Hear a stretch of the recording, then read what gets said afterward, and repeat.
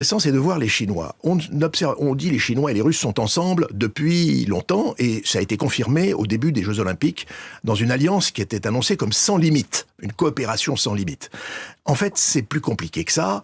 Les Chinois, depuis le départ, cherchent à préserver les liens essentiels pour eux avec le monde occidental, c'est-à-dire les États-Unis et l'Union européenne, avec lesquels ils font l'essentiel de leur commerce extérieur. Ils cherchent à préserver leurs intérêts. Leurs intérêts et leur croissance, et donc leur stabilité politique. Dès le début, l'ambassadeur américain à Washington a dit en public, c'était donc validé, que la Chine n'était pas au courant de l'intervention russe en Ukraine. On peut s'en étonner, n'empêche, c'est la phrase qui a été, c'est ce qui a été dit officiellement. Ça veut dire qu'on se méfie de quelqu'un qui ne vous informe pas. Deuxièmement, après l'intervention du président Poutine, le 9 mai, où on nous avait annoncé la guerre, la mobilisation générale, les Chinois, dans un journal en anglais, qui est donc à diffusion externe, pour dire voilà ce que nous pensons, considèrent que ce discours n'est pas un discours jusqu'au boutiste, n'est pas un discours guerrier, et qu'il n'y a pas de mention, je dirais... de l'arme nucléaire, extrême, de la guerre totale. Exactement. Et donc, qu'il y aurait des marges de manœuvre possibles. Et puis, hier est sorti et divulgué assez librement un rapport de l'ancien ambassadeur chinois en Ukraine, qui lui fait un bilan de la Russie, en disant que non seulement il y a cet échec stratégique, mais que la Russie a été incapable de succéder à l'Union soviétique et de développer un système qui fonctionne.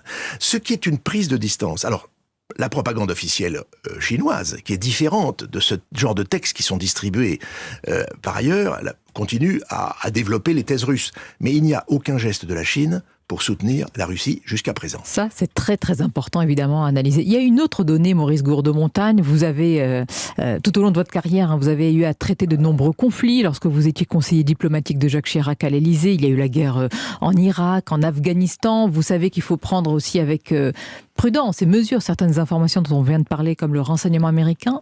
Il faut qu'on s'intéresse à ce que pense le monde entier. Comment il nous regarde? Comment il regarde cette guerre? Parce qu'il y a d'autres guerres aussi qui se déroulent dans le monde. Il y a le Yémen, dont on ne parle pas. Comment les autres puissances, comme l'Inde, regardent cette guerre sur le sol européen?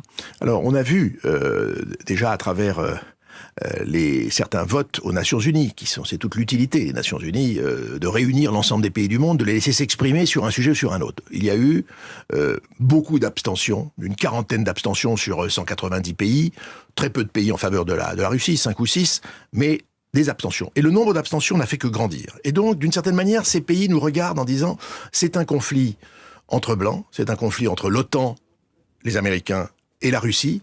Est-ce que ça nous concerne ? Est-ce que nous devons prendre parti? Et en l'occurrence, regardons par exemple l'Inde. L'Inde, le Premier ministre Narendra Modi était en France en visite la semaine dernière. Nous avons essayé, comme partout où il va dans les pays occidentaux, de le convaincre de se rallier à cette condamnation.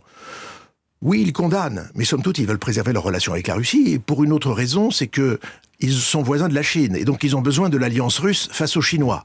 Donc, chaque sujet est compliqué. Quand on regarde l'Arabie Saoudite, il y a une pénurie de pétrole sur les marchés internationaux. On a donc demandé à l'OPEP de produire plus. L'Arabie Saoudite, qui est le premier producteur mondial de pétrole, a décidé de ne pas produire plus. Donc les prix continuent à être élevés.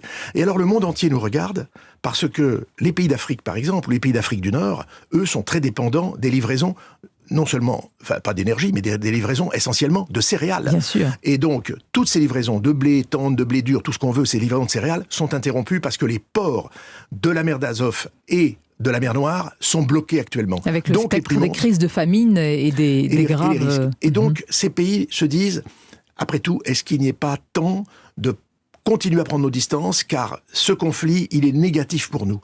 Faisons très attention, car des circuits économiques, des circuits d'échange, des circuits financiers sont en train de se reconstituer en dehors de nous, en dehors des Européens, en dehors des Américains. Les Russes vont continuer à exporter par d'autres moyens. Les Ukrainiens, eux, sont dans une situation plus compliquée, effectivement.